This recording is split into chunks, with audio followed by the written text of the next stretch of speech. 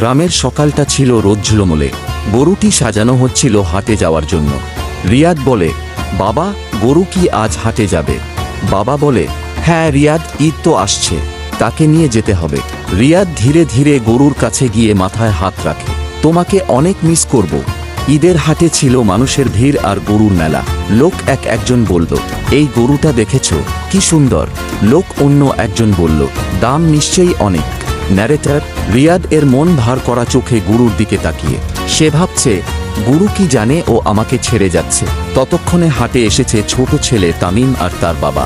তামিম খুশিতে, বাবা, এই গরুটা আমি চাই। বাবা বলে, চল দাম জিজ্ঞেস করি। তামিমের চোখে খুশির ঝিলিক। ঈদের গরু পেয়ে যেন সে সবচেয়ে খুশি। শেষবারের মতো রিয়াদ গরুর মাথায় হাত রাখল।